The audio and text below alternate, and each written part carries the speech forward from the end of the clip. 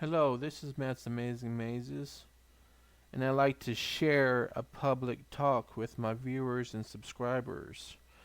The main theme of the talk is called Keep Pursuing the Way of True Peace.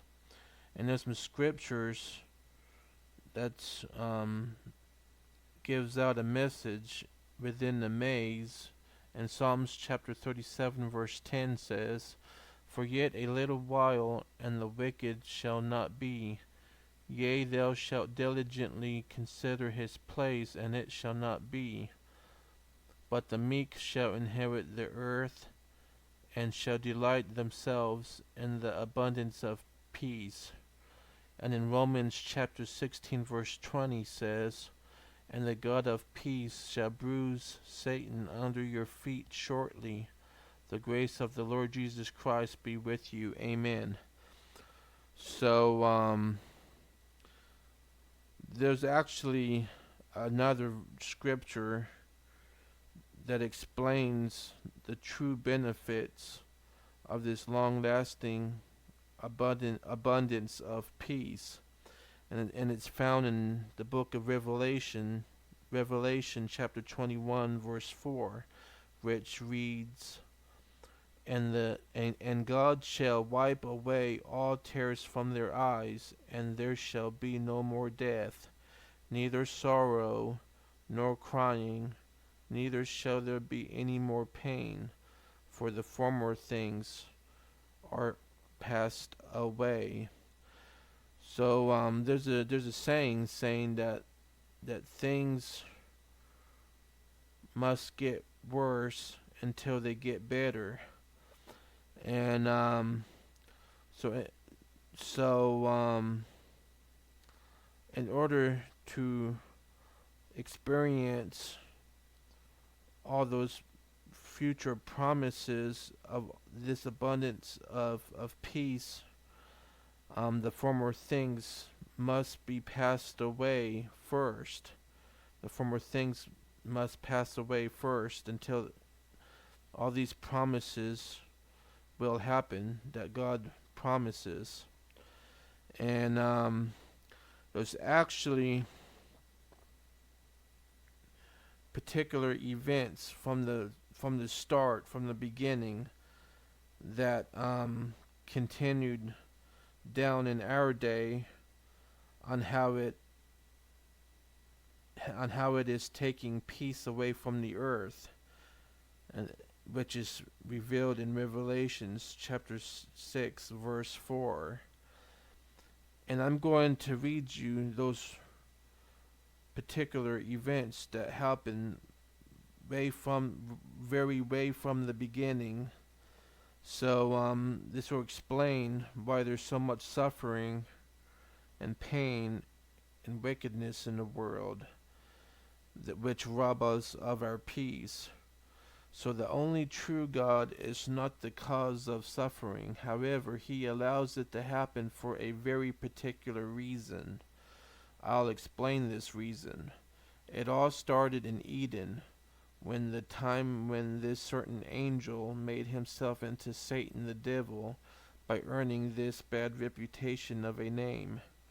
However, there was a very important challenge raised that Satan had revealed, and this is what this challenge is he raised toward God. Satan didn't challenge God's power, because he knows that God is almighty, and that God can snuff him out figuratively in a snap of a finger. Rather challenging God's power, Satan challenged God's sovereignty, his right to rule. Pretty much when Satan lied to Eve about God, putting lies in God's mouth, which said you will positively not die, and thus becoming like God, pretty much means that you can decide for yourself what is right and what is wrong. This is actually this challenge Satan made right then and there regarding God's sovereignty. Let me explain this in an illustrative example. Imagine that the true God is a teacher of a class full of people, and that a clever but rebellious student said to the teacher, "You're wrong, and I'm right," regarding the teacher method on what the teacher was teaching. This student indicates the teacher's way on how he was teaching the class is wrong. What would the teacher do? Should he throw the rebellious student out of the class? What would be the effect on the other students? Perhaps they will join sides with this rebel and also become rebellious as well. So actually, these students in the class are actually angels. So, and God didn't want division breaking out in heaven. Rather than throw this rebel out of the class, the teacher actually handed the chalk to the rebellious student and then said, "Oh really? Show us on how you would solve this problem then." So God did something similar to what the teacher did. Rather than hand Satan the chalk, actually God had handed Satan the world with access to sovereignty, because Satan challenged God that he and all humans and angels can successfully direct their own steps without disastrous results. However, history makes a clear statement that there has been a major disastrous result. Note what a couple of scriptures bring out on this subject. Ecclesiastes chapter 8 verse 9 says, "All of this I have seen, and I applied my heart to every work that has been done under the sun, during the time that man has dominated man to his harm." The reason why there is such disastrous results is that human and Satan and all the angels that eventually became demons, a major part of the angels rebelled. They cannot successfully direct their own steps apart from good, orderly direction. G-O-D. Jeremiah chapter 10 verse 23 verse 24 says, "O Lord, I know that the way of man is not in himself. It is not in man that walks to direct his steps. O Lord, correct me." However, there is a key factor or a hint in the Bible that God really did handed Satan the world or human rulership of authority. A lot of people is blinded by the truth. There's this song that's called that God got the whole world in his hands.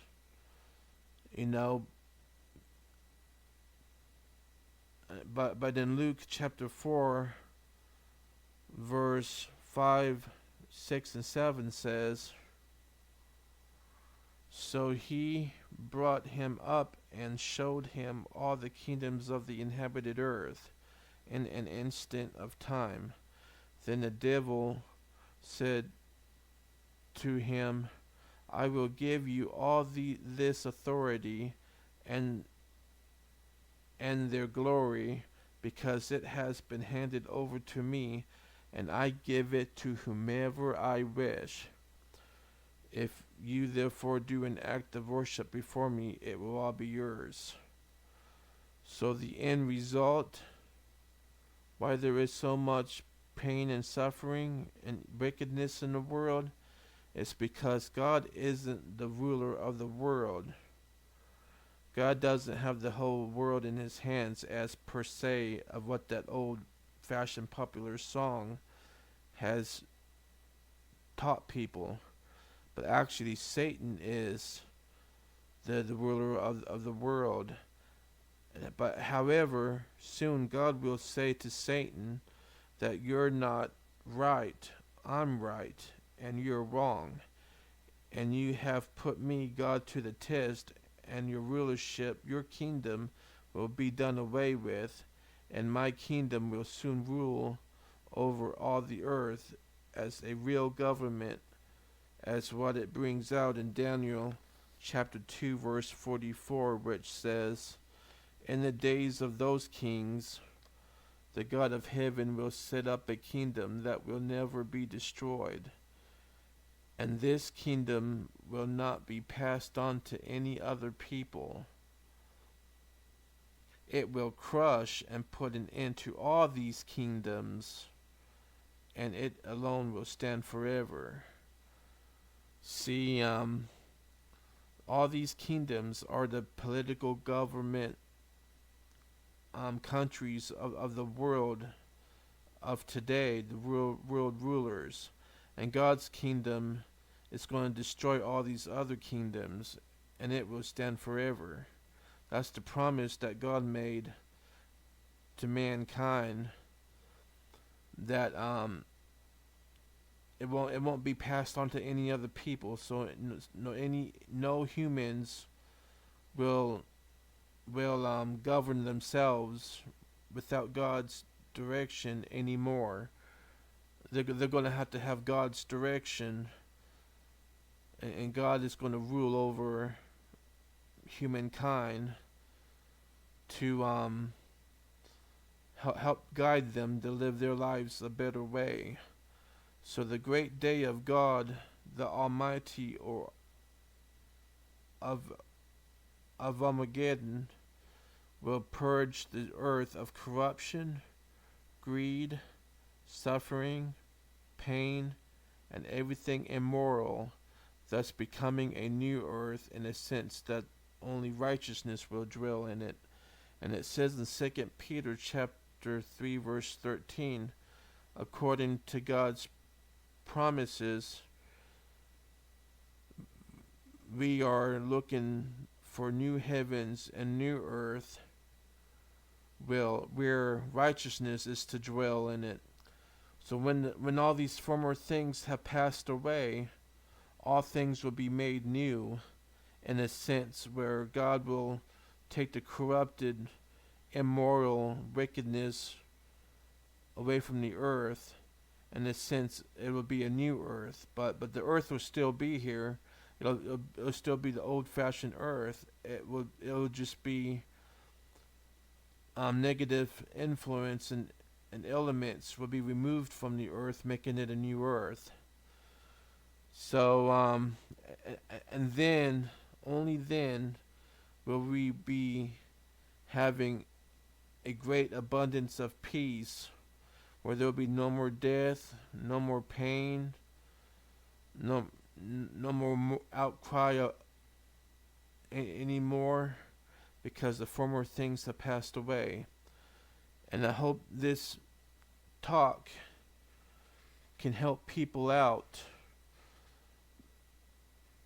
of what they're seeking for, something that is reliable and encouraging to them. Well, this is Matt's Amazing signing off.